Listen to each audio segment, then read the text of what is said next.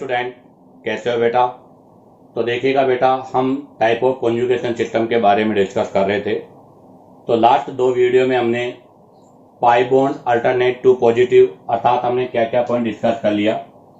एक तो हमने डिस्कस कर लिया pi sigma, pi bond alternate to positive, pi alternate to free radical, pi bond alternate to negative charge और pi bond alternate to lone pair और pi bond alternate to pi bond. अर्थात हमने 1 2 3 4 5 conditions के बारे में discuss कर लिया था। आज के इस वीडियो लेक्चर में हम स्पेशल केस वाली कंडीशन के बारे में डिस्कस करेंगे। तो आज हमारा जो नेक्स्ट होगा वो होगा नंबर 5 कि positive charge and lone pair on adjacent position. अगर आपका पॉजिटिव चार्ज और लोन पेयर एडजेसेंट पोजीशन पर हो तो क्या करेंगे। तो इसके लिए मैं एक पॉइंट लिख रहा हूं, उससे पहले मतलब कॉन्सेप्ट क्लियर करने से पहले कि हाई ईएन एटम जिनकी इलेक्ट्रोनेगेटिविटी मोर होती है, जैसे ऑक्सीजन, नाइट्रोजन और sulphur. High EN atom oxygen, nitrogen और sulphur can accommodate positive charge. वैसे तो हमें पता है कि बेटा जिनकी इलेक्ट्रोनेगेटिविटी मोर होती है उन पर पॉजिटिव चार्ज नहीं होता, बट फिर भी आपके पास ऑक्सीजन, नाइट्रोजन, सल्फर इनका ईएन मोर है, फिर भी ये पॉजिटिव चार्ज को अकोमोडेट कर सकते हैं, अर्थात इनके ऊपर पॉजिटिव चार्ज हो सकता है। कब? इफ देयर ऑक्टेट कंप्लीट, अगर इनका ऑक्टेट कंप्लीट हो, अर्थात इलेक्ट्रॉन डोनेट करने के बाद अगर इनका ऑक्टेट कंप्लीट होता है तो ये अपने लोन पेयर को डोनेट कर सकते हैं। जैसे एग्जांपल के लिए मैंने सबसे फर्स्ट एग्जांपल लिया है CH2 या पॉजिटिव चार्ज या ऑक्सीजन के साथ OCH3, अर्थात यहाँ पर हमारे पास OR मिथोक्सी एल्कोक्सी ग्रुप लगा हुआ है। इसको बोलते हैं बेटा एल्कोक्सी ग्रुप। क्या बोलते हैं? एल्कोक्सी। और R की जगह मिथाइल है तो इसको बोलेंगे मिथोक्सी। आप बताओ यहाँ पर इस ग्रुप का इफेक्ट इंडक्टिव इफेक्ट होगा या रेजोनेंस इफेक्ट होगा? अगर रेजोनेंस नहीं होगा तो इंडक्टिव होगा, और अगर रेजोनेंस हो रहा तो फिर इंडक्टिव नहीं होगा। आप चेक कीजिएगा, positive lone pair adjacent position पर है। अभी यहाँ पर ऑक्सीजन के आउटर मोस्ट शेल में 2 2 2 2 8 इलेक्ट्रॉन है, तो ये अपना लोन पेयर यहाँ डोनेट कर देगा। आपको पता है जैसे यहाँ लोन पेयर डोनेट करेगा यहाँ पर डबल बॉन्ड हो जाएगा, और ऑक्सीजन ने अपना लोन पेयर डोनेट किया तो बेटा ऑक्सीजन पर पॉजिटिव चार्ज होगा। आपको पता है जो लोन पेयर डोनेट करता है उस पर पॉजिटिव चार्ज होता है। अब आप चेक करो, यहाँ ऑक्सीजन के पास 2 2 2 2 अभी भी 8 इलेक्ट्रॉन है, अर्थात इसका ऑक्टेट कंप्लीट है। अगर इसके पास अभी भी 8 इलेक्ट्रॉन है, इसका ऑक्टेट कंप्लीट है, तो इसका मतलब ये रेजोनेंस पॉसिबल है, ऐसा रेजोनेटिक स्ट्रक्चर बन जाएगा। तो ध्यान रखना, हाई ईएन एलिमेंट तभी अपना लोन पे डोनेट कर सकता है जब आफ्टर डोनेशन उसका ऑक्टेट क्या होता हो? कंप्लीट होता हो। अगर उसका ऑक्टेट कंप्लीट नहीं हो रहा तो आपको पता है वो कभी भी लोन पे डोनेट नहीं कर सकता। अब आगे आती है बात, तो इसका मतलब यहाँ पर ये जो ग्रुप हो रहा है एल्कोक्सी, इसका प्लस R इफेक्ट ऑब्जर्व हो रहा है, रेजोनेंस हो रहा है। और ये जो बॉन्ड होता है बेटा इसको हम कोऑर्डिनेट बॉन्ड बोलते भी हैं। तो यहाँ पर जो बॉन्ड बनेगा वो ऐसे बनेगा, इसको कोऑर्डिनेट बॉन्ड भी हम बोलते हैं, क्योंकि यहाँ इसने बॉन्ड दिया है इसको, तो ये कोऑर्डिनेट बॉन्ड का पार्ट है। बट अगर यही एग्जाम्पल मैं ऐसे ले लूं CH2 प्लस CH2 OCH3, तो बताओ अब की बार यहाँ पर जो ये OCH3 ग्रुप है इसका इफेक्ट क्या होगा। तो आपको पता है ये इसके साथ रेजोनेंस में नहीं है। अगर रेजोनेंस में नहीं है तो बेटा इसका यहाँ पर -I इफेक्ट ऑब्जर्व होगा। अब आ जाइएगा एग्जाम्पल नंबर 2। एग्जाम्पल नंबर 2 में मैंने CH2 अब की बार NH2 ग्रुप ले लिया, ये पॉजिटिव, वही नाइट्रोजन अपना लोन पे डोनेट करेगा। बताओ जैसे नाइट्रोजन अपना लोन पे डोनेट करेगा यहाँ डबल बॉन्ड हो जाएगा और नाइट्रोजन पर पॉजिटिव चार्ज हो जाएगा। अब आप चेक करो, क्या यहाँ से इस नाइट्रोजन का ऑक्टेट कंप्लीट है? 2 2 2 2 8 इलेक्ट्रॉन है, ऑक्टेट कंप्लीट है, इसका मतलब ये रेजोनेटिक स्ट्रक्चर भी पॉसिबल है। इसी के सिमिलर हम थर्ड एग्जांपल लें।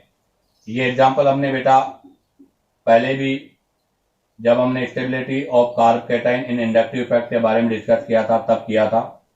आप देखो पॉजिटिव सिग्मा लोन पेयर है, तो ये अपना लोन पेयर इसको डोनेट कर देगा।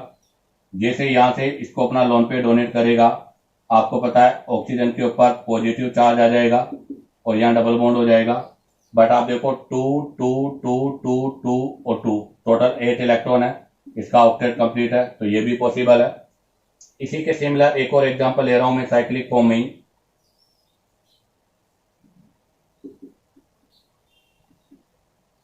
आगे देखो, अभी भी एडजेसेंट पोजीशन पर है, ये लोन पेयर यहाँ शिफ्ट हो जाएगा। जैसे यहाँ से लोन पेयर यहाँ शिफ्ट होगा, यहाँ पर नाइट्रोजन पर पॉजिटिव चार्ज आ जाएगा और यहाँ डबल बॉन्ड आ जाएगा। अभी भी इसके पास 8 इलेक्ट्रॉन कंप्लीट है, अर्थात ये रेजोनेंस भी पॉसिबल है। तो ध्यान रखना बेटा, positive charge and lone pair on adjacent position पर तभी पॉसिबल होगा जब आपका जो मोरियन एलिमेंट है वो आफ्टर इलेक्ट्रॉन डोनेट करने के बाद भी क्या होना चाहिए, ऑक्टेट कंप्लीट रखना चाहिए। इसी के साथ आपका ये पोर्शन कंप्लीट होता है। अब आप चाहो तो यहाँ से इसका स्क्रीनशॉट ले लीजिएगा। अब हम यहाँ से नेक्स्ट कंडीशन के बारे में डिस्कस करेंगे। तो देखिएगा, अब हम डिस्कस करेंगे कंडीशन नंबर 6। तो हमारे पास नेक्स्ट है कंडीशन नंबर 6। कंडीशन नंबर 6 में negative charge and vacant D orbital in adjacent position किसके अंदर होना चाहिए, एडजेसेंट पोजीशन के अंदर होना चाहिए। तो इसके लिए एक इंपॉर्टेंट कंडीशन है। पहले इंपॉर्टेंट कंडीशन क्या है वो सुने। In third period element, third period के एलिमेंट जिसके अंदर ग्रुप 15 में होगा फास्फोरस, सल्फर और chlorine, contain vacant D orbital, contain vacant D orbital, अर्थात इनके पास वैकेंट डी ऑर्बिटल होता है। लेकिन अगर हम बात करें second period element, in second period element phosphorus पे नाइट्रोजन, सल्फर पर ऑक्सीजन और क्लोरीन पे क्लोरीन, डू नॉट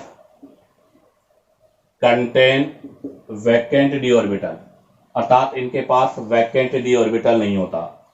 तो इसका मतलब ये हुआ कि नाइट्रोजन, ऑक्सीजन, फ्लोरीन के पास वैकेंट डी ऑर्बिटल नहीं है, तो इनके ऊपर ये कंडीशन आपका अप्लाई नहीं होगा। तो ये जो है वो थर्ड पीरियड के एलिमेंट पर अप्लाई होगा। तो इसका मतलब this condition apply only third period element. ध्यान रखना, ये ओनली थर्ड पीरियड के एलिमेंट पर ही अप्लाई होगी। जैसे इसके लिए हम एग्जांपल ले रहे हैं आपके सामने, CH2 और Cl और CH2 पे माइनस। यहां मैंने क्लोरीन लिया है। आपको पता है क्लोरीन का इलेक्ट्रॉनिक कॉन्फ़िगरेशन में लिख रहा हूं। तो बेटा क्लोरीन का इलेक्ट्रॉनिक कॉन्फ़िगरेशन होता है 1s2, 2s2, 2p6, 3s2 और 3p3।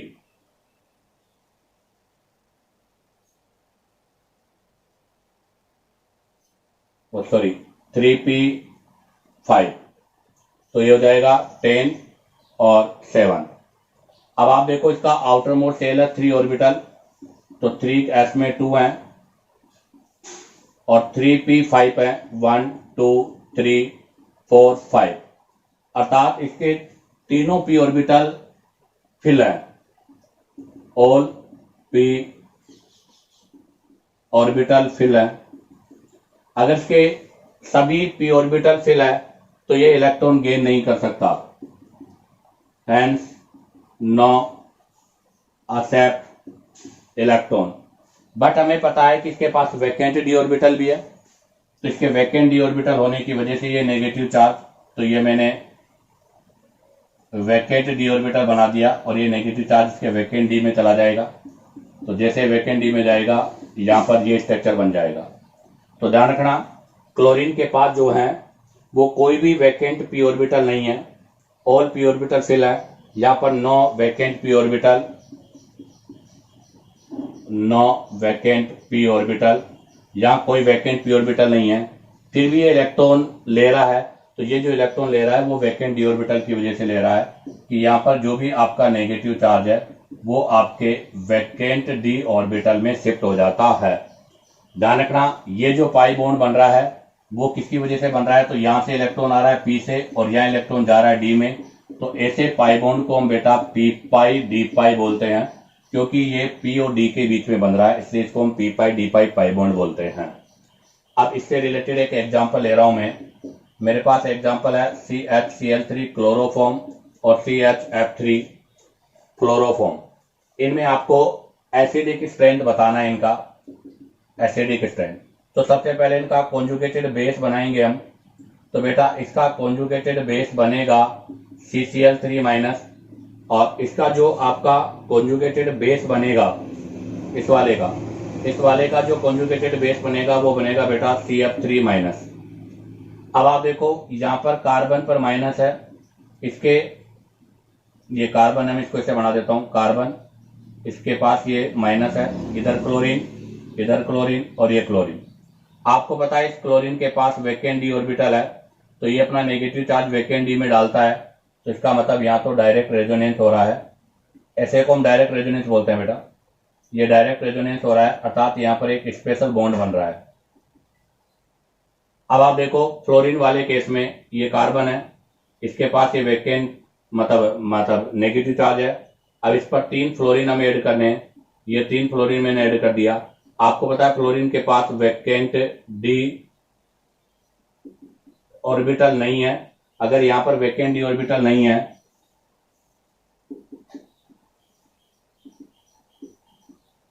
बताओ, अगर यहाँ वैकेंट डी ऑर्बिटल नहीं है तो इसका मतलब नो रेजोनेंस, यहां पर रेजोनेंस भी नहीं होगा, और अगर रेजोनेंस नहीं होगा तो इसका मतलब ये लीस्ट स्टेबल कॉन्जुगेटेड बेस होगा। अब बताओ अगर ये लीस्ट स्टेबल कॉन्जुगेटेड बेस होगा तो किसकी एसिडिक स्ट्रेंथ ज्यादा होगी, तो अगर हम बात करें यहाँ से स्टेबिलिटी ऑफ कॉन्जुगेटेड बेस में, तो इस कॉन्जुगेटेड बेस की स्टेबिलिटी ज्यादा है, अगर इसकी स्टेबिलिटी ज्यादा है तो बेटा इसका एसिडिक स्ट्रेंथ भी क्या होगा, मोर होगा। अब आप चाहो तो यहाँ से इसका स्क्रीनशॉट ले लीजिएगा। अब हम इससे रिलेटेड नेक्स्ट क्वेश्चंस के बारे में डिस्कस करेंगे, तो देखिएगा अब हम इससे रिलेटेड कुछ एग्जांपल्स के बारे में डिस्कस करेंगे। तो सबसे पहले हम बात करते हैं स्टेबिलिटी ऑर्डर। मैंने एग्जांपल लिया है CH2Cl माइनस और एक एग्जांपल लिया है CH2F माइनस। बताओ दोनों में से स्टेबिलिटी किसकी ज्यादा है, तो आप जरा देखो, हमें पता है stability of carbanion is directly proportional to -I और इनडायरेक्टली +I। अगर हम -I की बात करें तो बेटा फ्लोरीन का -I क्लोरीन से ज्यादा है, बट यहाँ एक स्पेशल कंडीशन है, वो क्या है देखो, इस कार्बन के पास ये ऑर्बिटल है वैकेंट, मतलब ऑर्बिटल जिसमें नेगेटिव चार्ज है, इसके साथ यहाँ क्लोरीन ऐड है, यहाँ कार्बन है, इसके पास एक पी ऑर्बिटल है जिसमें लोन पेयर नेगेटिव चार्ज है, यहाँ F है। आपको पता है क्लोरीन और फ्लोरीन पे कोई भी वैकेंट पी ऑर्बिटल नहीं है इन दोनों के पास, अर्थात fluorine and chlorine no vacant p orbital. But हमें पता है कि क्लोरीन के पास क्या होता है बेटा, वैकेंट डी ऑर्बिटल होता है, क्योंकि थर्ड पीरियड का एलिमेंट है, और अगर इसके पास वैकेंट डी ऑर्बिटल है तो यहां से ये लोन पेयर को डोनेट करेगा, अर्थात यहाँ पर डायरेक्ट रेजोनेंस है, स्पेशल बॉन्ड है, और यहाँ डायरेक्ट रेजोनेंस होने की वजह से इसकी स्टेबिलिटी बेटा फ्लोरीन के केस से ज्यादा होगी। तो यहाँ स्टेबिलिटी का ऑर्डर ये होगा, क्यों, क्योंकि फ्लोरीन के अंदर नो वैकेंट डी ऑर्बिटल, यहाँ कोई वैकेंट डी ऑर्बिटल नहीं है, इसलिए नो रेजोनेंस, और नो रेजोनेंस तो ओनली इंडक्टिव इफेक्ट ऑब्जर्व होगा, और आपको पता है इंडक्टिव इफेक्ट और रेजोनेंस में से रेजोनेंस मोर डोमिनेंट होता है, क्योंकि रेजोनेंस के अंदर कंप्लीट डिलोकलाइजेशन भी होता है। अब लेते हैं इसी में सेकंड एग्जांपल बेटा। सेकंड एग्जांपल थोड़ा डिफरेंट ले रहा हूं मैं, यहाँ पर मैंने लिया है CH2 माइनस CF3 और यहाँ पर मैंने लिया है CH2 माइनस CCl3। बताओ इनमें से किसकी स्टेबिलिटी ज्यादा होगी, तो जरा देखिएगा बच्चा, यहाँ पर भी वही कॉन्सेप्ट अप्लाई करता है जो ऊपर वाला है, बट वो आपका कॉन्सेप्ट गलत हो जाएगा, क्योंकि आप देखिएगा इस कार्बन पर जिस पर आपका ये नेगेटिव चार्ज है उसके ऊपर 2 हाइड्रोजन है, उसके बाद में उसके साथ डायरेक्ट कार्बन जुड़ा हुआ है और उस कार्बन पर फ्लोरीन ऐड है, जबकि आप देखिएगा यहाँ पर क्लोरीन डायरेक्ट कार्ब एनाइन पर अटैच है। तो बेटा ये कंडीशन तभी अप्लाई होगी जब आपका हेलोजन डायरेक्ट एनाइन के साथ कनेक्ट हो तो यहाँ पर आपका रेजोनेंस वाला कंडीशन नहीं है। तो बयान ध्यान दे बेटा, यहाँ रेजोनेंस वाली कंडीशन नहीं लगेगी। यहाँ पर जो भी आपका फ्लोरीन ग्रुप है उसका only minus I effect observe होगा, ओनली माइनस आई इफेक्ट होगा। यहाँ पर नो रेजोनेंस, कोई रेजोनेंस नहीं होगा। और हमें पता है कि माइनस आई के ऑर्डर की मैं बात करूं तो minus I CF3 is greater than CCl3 होता है। तो यहाँ पर इसका माइनस आई इफेक्ट मैक्सिमम है। अगर इसका माइनस आई इफेक्ट मैक्सिमम है, इसका माइनस आई इफेक्ट मिनिमम है, तो स्टेबिलिटी इसकी ज्यादा होगी और इसका स्टेबिलिटी कम होगा। अब डिस्कस करेंगे next example number third. Example number third में भी इसी के सिमिलर एक और एग्जाम्पल ले रहा हूं मैं।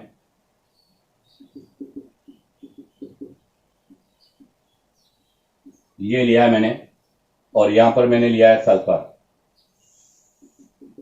बताओ इन दोनों में से किसकी स्टेबिलिटी मोर होगी? तो हमें पता है सल्फर के पास वैकेंट डी ऑर्बिटल है क्योंकि थर्ड पीरियड का एलिमेंट है, तो यहाँ रेजोनेंस हो जाएगा। यहाँ रेजोनेंस हो जाएगा तो इसकी स्टेबिलिटी मोर होगी और इसका स्टेबिलिटी लेस होगा। अब आप चाहो तो यहाँ से इसका स्क्रीनशॉट ले लीजिएगा। अब हम यहाँ से नेक्स्ट एग्जांपल्स के बारे में डिस्कस करेंगे। तो देखिएगा नेक्स्ट एग्जांपल नंबर 4। तो हम एग्जांपल नंबर 4 ले रहे हैं।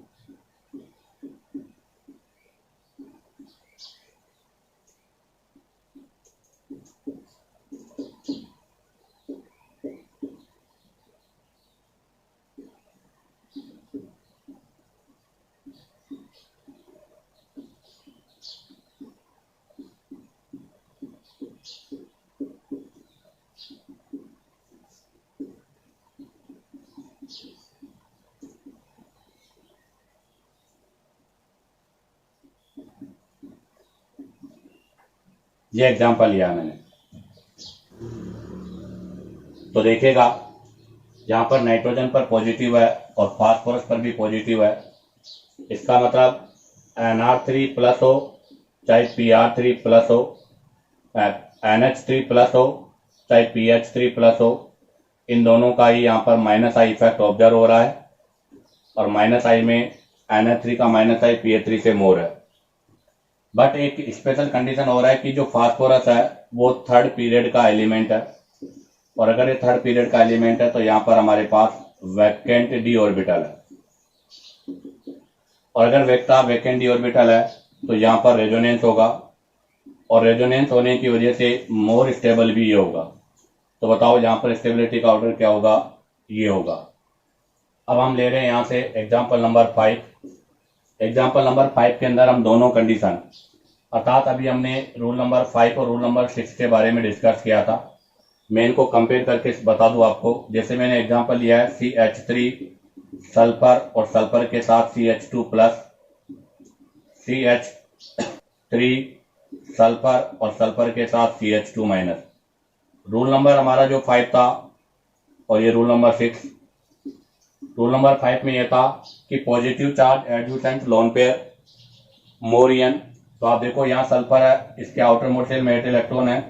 ये पाई बॉन्ड जैसे यहाँ शिफ्ट होगा CH3S डबल बॉन्ड CH2 और ऑक्सीजन पर पॉजिटिव हो जाएगा सल्फर पर। अब आप देखिएगा सल्फर का ऑक्टेट कंप्लीट हो रहा है, 1 2 3 4 है, तो इसका मतलब यहाँ पर 8 इलेक्ट्रॉन है, तो इसका मतलब यहाँ रेजोनेंस हो जाएगा। इसी सल्फर के साथ अगर नेगेटिव चार्ज लग रहा है तो भी रेजोनेंस होगा, बट अब कंडीशन चेंज हो गई। यहाँ पर ऑलरेडी 6 इलेक्ट्रॉन थे, यहाँ पर 8 है, इसका मतलब इसको इलेक्ट्रॉन की रिक्वायर नहीं है। अब ये नेगेटिव चार्ज यहाँ शिफ्ट होगा, बट आप देखो सल्फर के पास तो ऑलरेडी 8 इलेक्ट्रॉन है, तो ये नेगेटिव चार्ज कहाँ शिफ्ट होगा? बट हमें पता है कि सल्फर के पास वैकेंट डी ऑर्बिटल भी होता है और वैकेंट डी ऑर्बिटल होने की वजह से ये अपना जो नेगेटिव चार्ज है वो सल्फर को कहाँ पर रखेगा? उसके वैकेंट डी ऑर्बिटल में रखेगा। तो ये नेगेटिव चार्ज कहाँ पर है? वैकेंट डी ऑर्बिटल में है। अर्थात सल्फर के अंदर आपका रूल नंबर 5 और रूल नंबर 6 दोनों ही अप्लाई हो जाता है। इसी के साथ आपका बेटा ये रूल नंबर 5 और रूल नंबर 6 कंप्लीट होता है। अब आप चाहो तो यहाँ से इसका स्क्रीनशॉट ले लीजिएगा। अब हम यहाँ से next point type of resonance के बारे में डिस्कस करेंगे।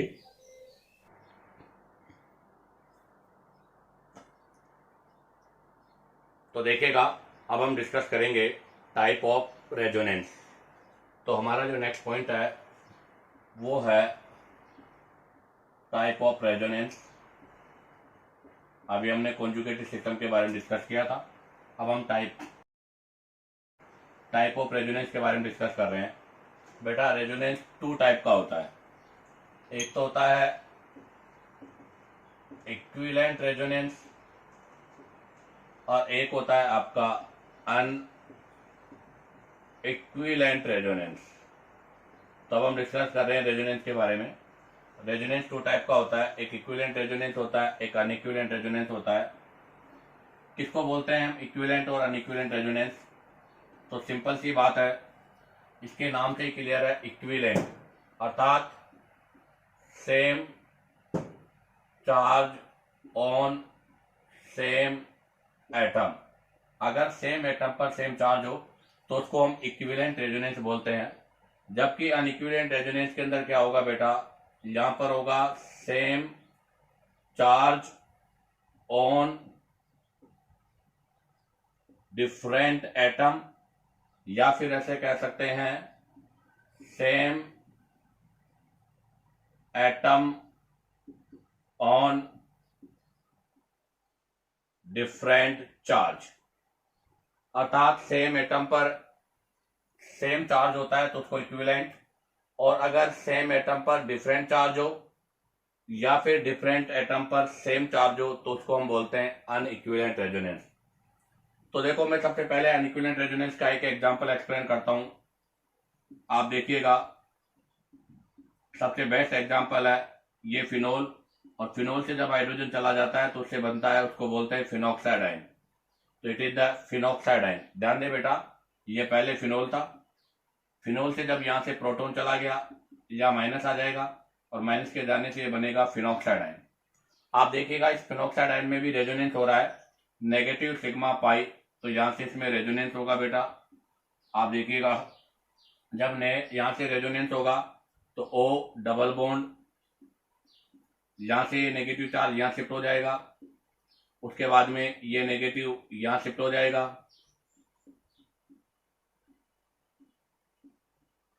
उसके बाद में ये नेगेटिव यहां शिफ्ट हो जाएगा, पाई यहां पर आ जाएगा,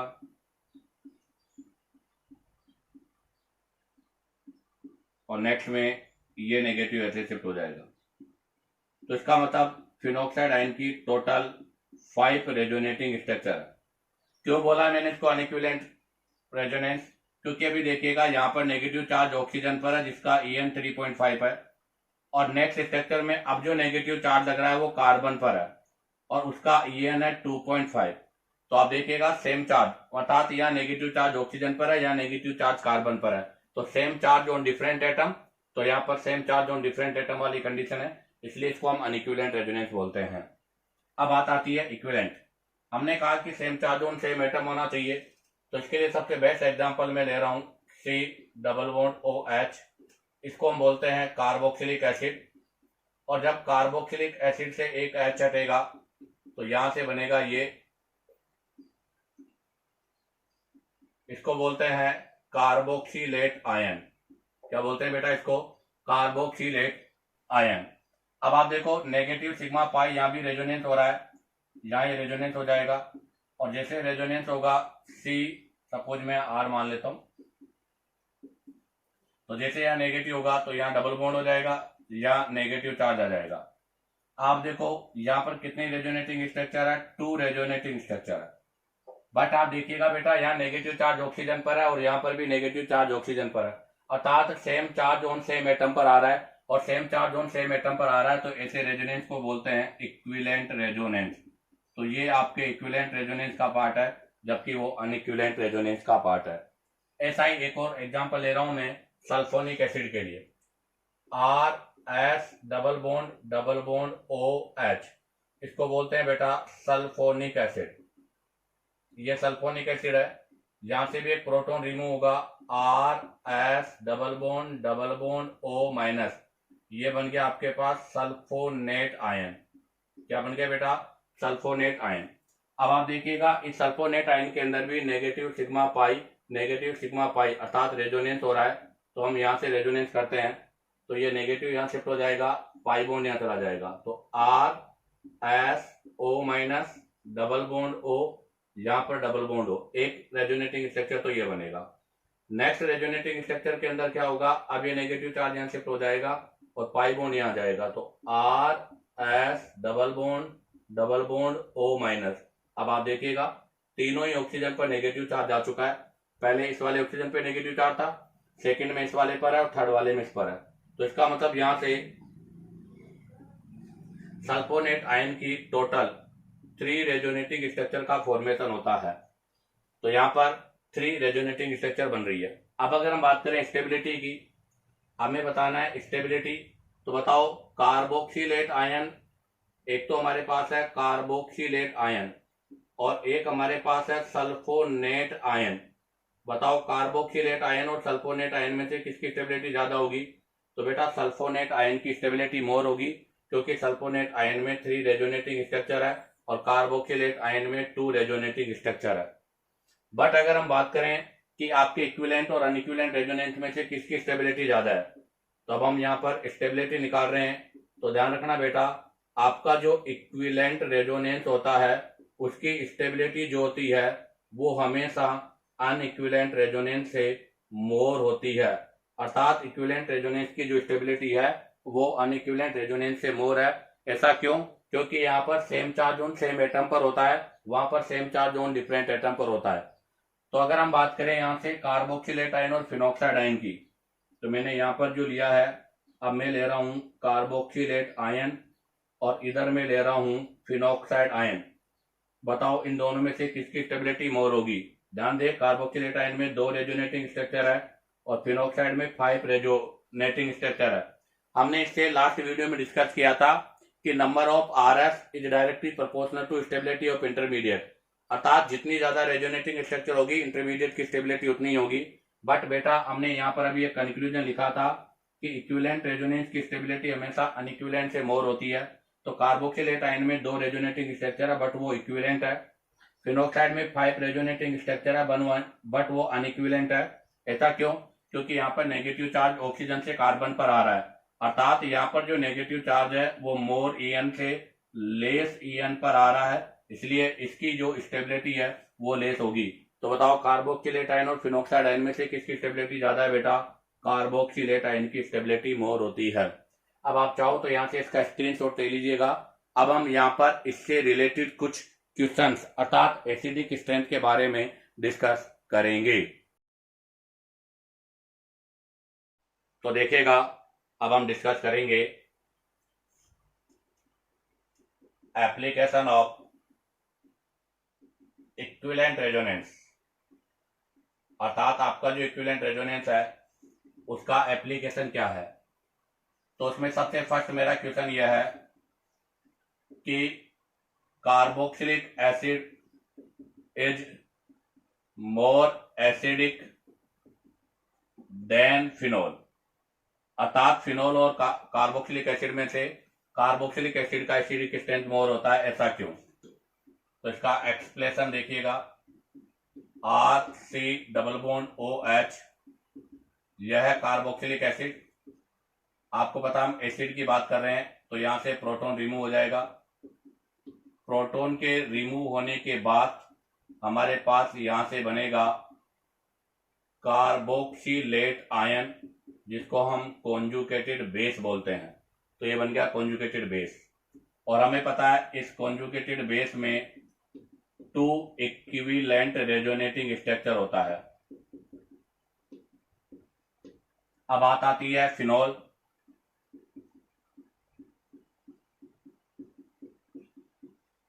यह है फिनोल। अब फिनोल में भी यहां से हम प्रोटॉन रिमूव करेंगे।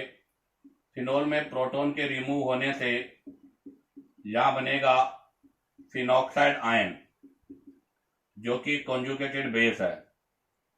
अगर हम बात करें फिनॉक्साइड आयन में, तो फिनॉक्साइड आयन में भी रेजोनेंस होता है, बट यहाँ पर 5 रेजोनेटिंग स्ट्रक्चर बनेगी, और यहाँ जो रेजोनेंस होता है वो होता है अनइक्विवेलेंट।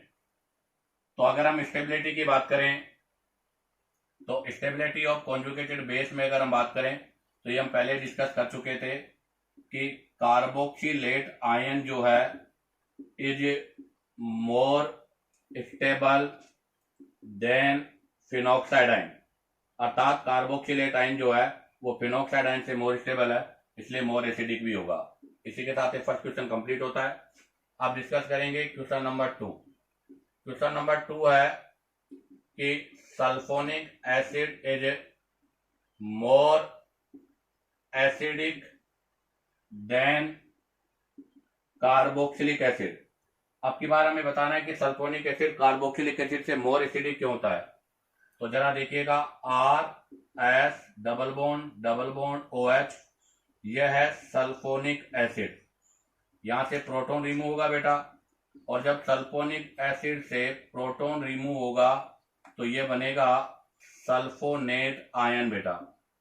और आप देखिएगा सल्फोनेट आयन में रेजोनेंस होगा, और रेजोनेंस के वाया यहां से टोटल 3 रेजोनेटिंग स्ट्रक्चर बनेगी, और वो 3 रेजोनेटिंग स्ट्रक्चर जो है पार्ट ऑफ इक्विवेलेंट रेजोनेंस, अर्थात यहां पर 3 इक्विवेलेंट रेजोनेटिंग स्ट्रक्चर है।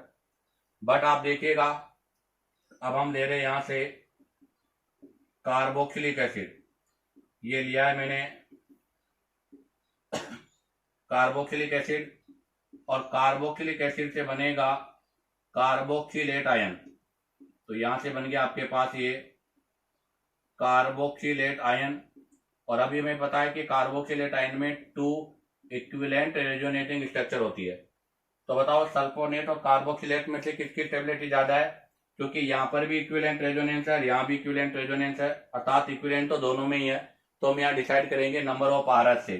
तो अगर नंबर ऑफ RS से डिसाइड करते हैं तो हमें पता है कि सल्फोनेट आयन की जो स्टेबिलिटी है वो कार्बोक्सिलेट आयन से मोर है। इसलिए सल्फोनिक एसिड जो होगा वो कार्बोक्सिलिक एसिड से मोर एसिडिक होगा। इसी के साथ आपका ये एप्लीकेशन ऑफ इक्विवेलेंट रेजोनेंस का पोर्शन भी कंप्लीट होता है। अब आप चाहो तो यहां से इसका स्क्रीनशॉट ले लीजिएगा। अब हम यहां से रेजोनेटिंग स्ट्रक्चर्स के बारे में डिस्कस करेंगे। तो देखिएगा, अब हम डिस्कस करेंगे यहां से रेजोनेटिंग स्ट्रक्चर के बारे में। तो अब हमारा नेक्स्ट पॉइंट है resonating structure,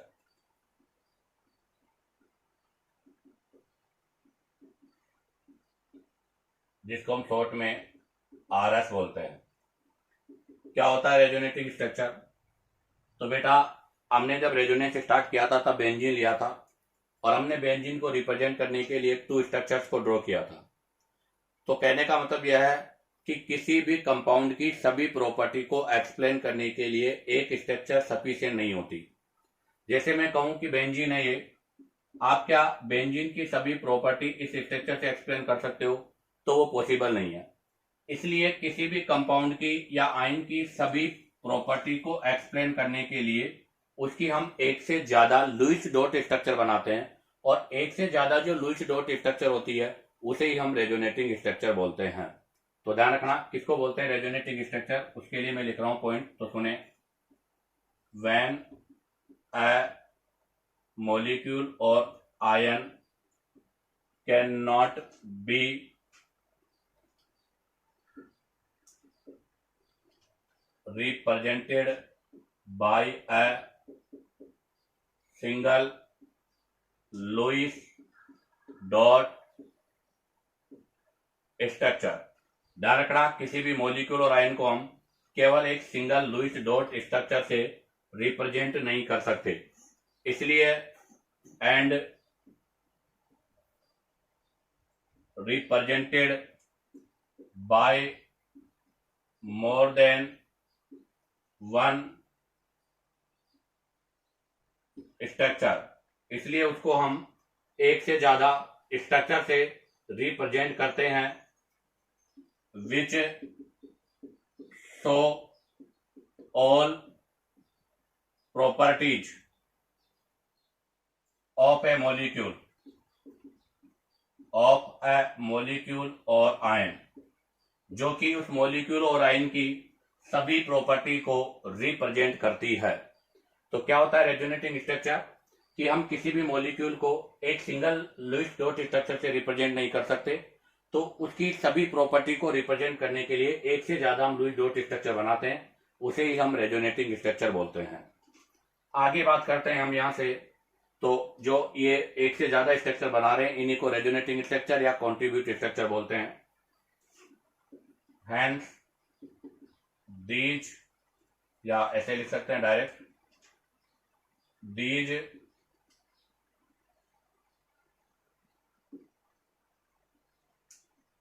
structures are called resonating structure या contributors structure। ध्यान रखना, इनको हम contributor structure या resonating structure बोलते हैं। अब आता है कुछ पॉइंट resonating structure से। तो सबसे पहले तो मैं आपको बता दूं कि resonating structure होती है बेटा वो इमेजिनरी होती है, अर्थात हाइपोथेटिकल होती है, रियल नहीं होती, क्योंकि ये हम एक इमेजिनरी स्ट्रक्चर्स ड्रॉ करते हैं। तो सबसे पहला अगर हम बात करें तो resonating structures are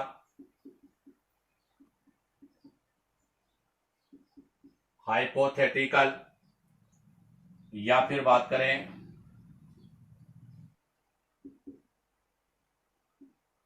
imaginary structures होती है ये। तो resonating structure are hypothetical imaginary structure.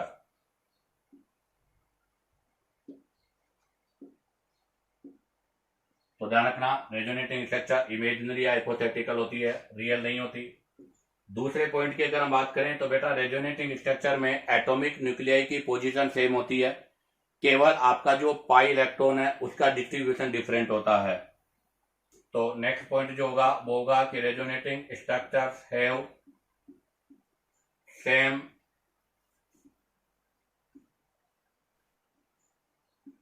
Atomic nuclei. Resonating structures have same arrangement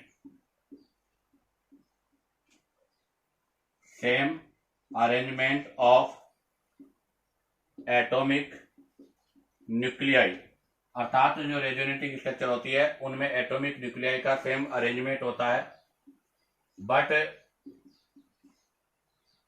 different in pi electron, in distribution of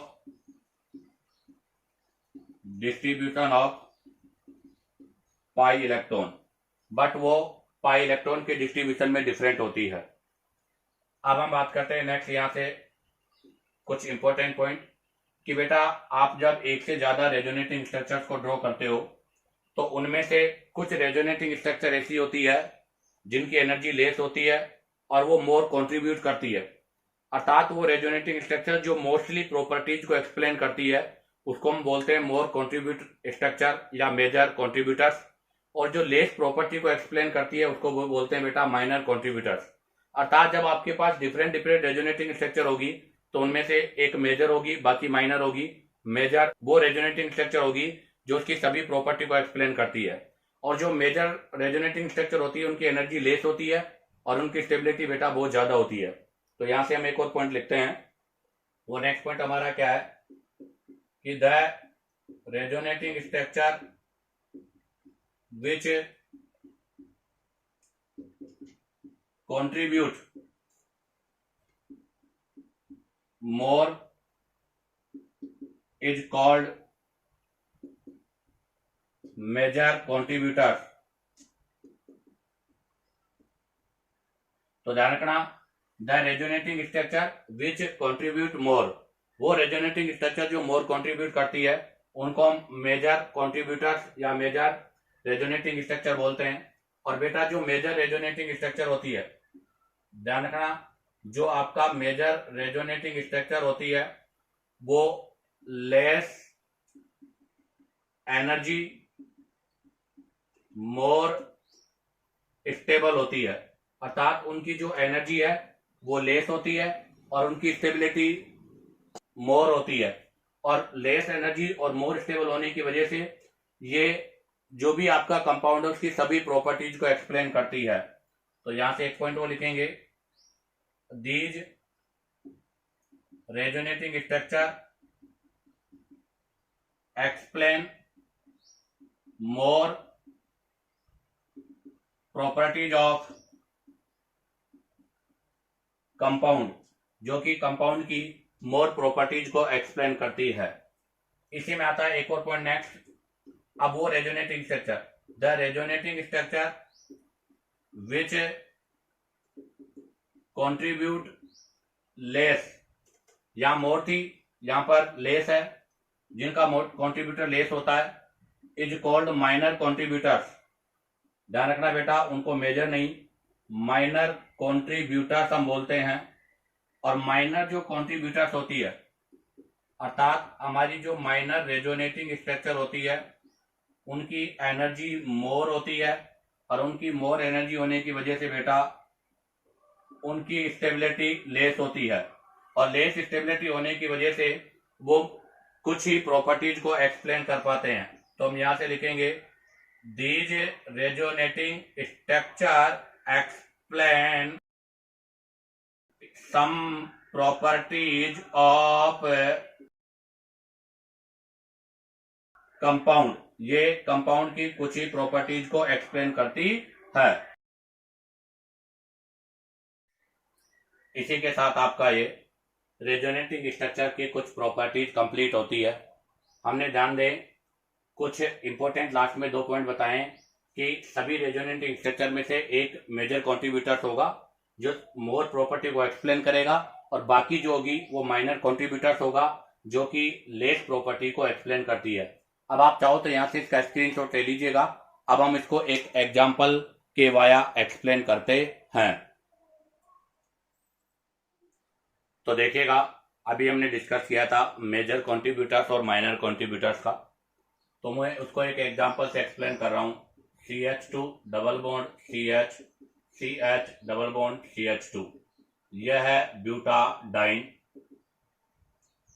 इसके बारे में हमने लास्ट वीडियो में डिस्कस किया था। इसके अंदर यहां से रेजोनेंस होगा, ये रेजोनेंस हो गया, और आफ्टर रेजोनेंस अगर हम बात करें तो हमारे पास ये रेजोनेटिंग स्ट्रक्चर ऑब्टेन होगी। तो इसका मतलब यहाँ पर ये फर्स्ट रेजोनेटिंग स्ट्रक्चर है और ये सेकंड है। आप देखो, फर्स्ट रेजोनेटिंग स्ट्रक्चर पर कोई चार्ज नहीं है बेटा, और चार्ज नहीं है तो ये नॉन पोलर है। और यहाँ पर प्लस माइनस है, तो जहां पर प्लस माइनस होता है उसको पोलर बोलते हैं। तो फर्स्ट वाली नॉन पोलर है, सेकेंड वाली पोलर है। तो हमारे पास यहाँ से रिजल्ट क्या आएगा, तो हमारे पास यहाँ से रिजल्ट है कि फर्स्ट वाली जो है वो आपका मेजर कॉन्ट्रीब्यूटर्स है, अर्थात फर्स्ट वाली मेजर स्ट्रक्चर है जो कि इसकी मोर प्रॉपर्टी को एक्सप्लेन करती है, और सेकंड वाली जो है वो बेटा माइनर कॉन्ट्रीब्यूटर्स है, अर्थात सेकंड वाली इसकी लेस रेजोनेटिंग स्ट्रक्चर अर्थात लेस प्रॉपर्टी को एक्सप्लेन करती है। अब हम डिस्कस करेंगे यहां से नेक्स्ट पॉइंट के बारे में कि सर कुछ केस ऐसे भी होते हैं, अभी हमने मेजर माइनर के बारे में डिस्कस किया था, बट कुछ कंडीशन ऐसी भी हो सकती है जहां पर आपकी जो रेजोनेटिंग स्ट्रक्चर है उनका कॉन्ट्रीब्यूटर सेम हो, अर्थात वो सेम प्रॉपर्टी को रखती हो। ऐसी कंडीशन को हम बोलते हैं इक्विवेलेंट रेजोनेंस, जिसके बारे में अभी मैंने लास्ट में डिस्कस भी किया था। तो यहां से मैं नेक्स्ट पॉइंट लिखूंगा, वो है कि in some case equal contributors are present. ध्यान रखना, कुछ केस ऐसे होते हैं जहां पर इक्वल कॉन्ट्रीब्यूटर्स आर प्रेजेंट होते हैं, और दीज कॉन्ट्रीब्यूटर्स आर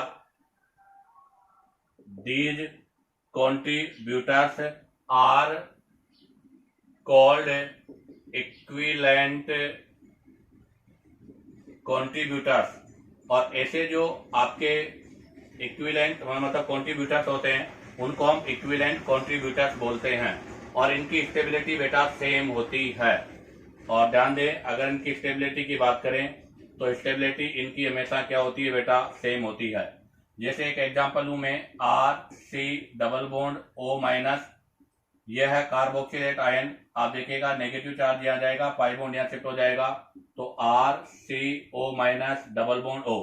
आप देखो ये वाली स्ट्रक्चर सिमिलर स्ट्रक्चर है, इसलिए इसको इक्विवेलेंट रेजोनेंस बोलते हैं।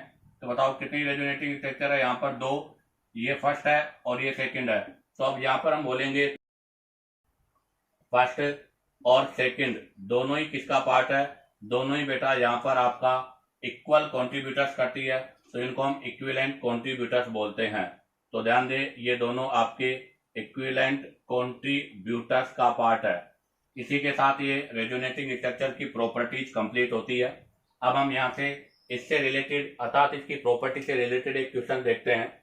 CH2 double bond CH single bond C, ये कार्बोक्सिलिक एसिड बनाया है, ये फर्स्ट है, ये सेकंड है और ये थर्ड है। यहाँ पर आपको तीन रेजोनेटिंग स्ट्रक्चर दे रखी है। आपको बताना है द करेक्ट स्टेटमेंट क्या है। The correct statement for RS, आपको जो RS दे रखी है इनके लिए करेक्ट स्टेटमेंट बताना है क्या है। तो आप देखिएगा फर्स्ट और सेकंड रेजोनेटिंग स्ट्रक्चर में यहाँ पर रेजोनेंस हो रहा है बेटा, ये नेगेटिव चार्ज यहाँ शिफ्ट हो रहा है, पाई यहाँ आ रहा है और यहाँ पर। तो आप देखो यहाँ भी नेगेटिव चार्ज ऑक्सीजन पर है, यहाँ पर भी नेगेटिव चार्ज ऑक्सीजन पर है। तो हमारे पास यहाँ पर कंक्लूजन ये हुआ है कि फर्स्ट और जो सेकंड है इसके अंदर इक्विवेलेंट रेजोनेंस हो रहा है। और आपको पता है कि इक्विवेलेंट रेजोनेंस से जो स्ट्रक्चर ऑब्टेन होती है उन स्ट्रक्चर को हम इक्विवेलेंट कंट्रीब्यूटर्स बोलते हैं। तो इसका मतलब ये किसका पार्ट है, इक्विवेलेंट कंट्रीब्यूटर्स का पार्ट है। बट आप देखिएगा थर्ड स्ट्रक्चर फर्स्ट और सेकंड से डिफरेंट है।